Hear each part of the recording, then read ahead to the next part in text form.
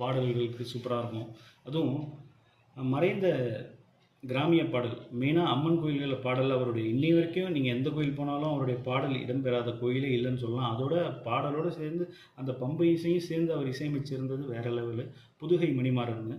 But அவர் நல்லா reach ஆகிறதுக்கு முன்னாடியே மறைந்து விட்டார். அவருடைய குரல் எந்த கோயில் போனாலும் ஒழிச்சிட்டு தான் இருக்கும். ஃபார் அன் எக்ஸாம்பிள் அவர் வந்து ஒரு பாடின எல்லா பாட்டுமே ஹிட்டு தான். பொன்மகளே தேவி அம்மா பூமகளே வாரி அம்மா அந்த சாங்காக இருக்கட்டும். செகண்ட் சாங் கருணை உள்ளத்தோடு அம்மா அருளை வாரி தருகிற அந்த சாங்காக இருக்கட்டும்.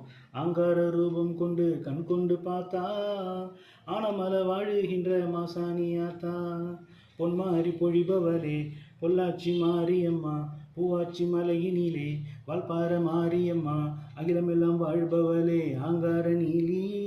அப்போ ஒரு பம்பு மியூசிக் ஒன்று வரும், சூப்பராக இருக்கும்.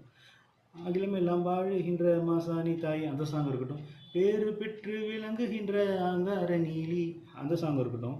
சிவப்பு சேலையில காட்சி தருவா சிங்கத்தின் மீது ஏறி பவனி வருவா அது இருக்கட்டும். ரொம்ப எனக்கு பிடிச்ச சாங்னா அவைய குரல் கொடுத்தா அந்த நேரம் ஓடி வரும் சமயபுரத்து ஆத்தா அந்த சாங் இருக்கட்டும். எல்லாத்துலேயும் பார்த்தீங்கன்னா ஒரு பம்பை மியூசிக் ஒன்று வரும். அது வந்து அப்படியே லாஸ்ட் டோன் என்ன இருக்கோ அதை ஃபஸ்ட்டில் கொண்டு வந்து வச்சுருப்பாங்க அந்த பம்பையில். அது எப்படி இருக்குன்னா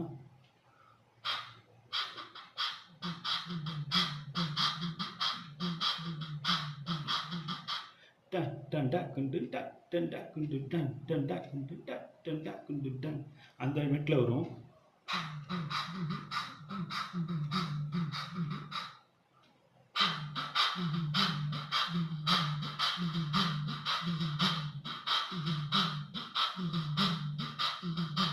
ஃபார் அன் எக்ஸாம்பிள் இப்போ எனக்கு பிடிச்ச பாடல் அதில் அவர் பாடினதில் புதுகை மணிமாறன் அவர்களுடைய பாடலை பார்த்தீங்கன்னா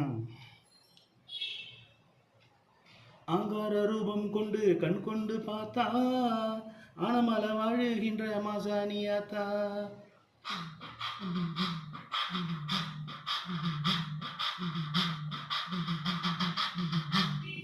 நன்றி, வணக்கம்.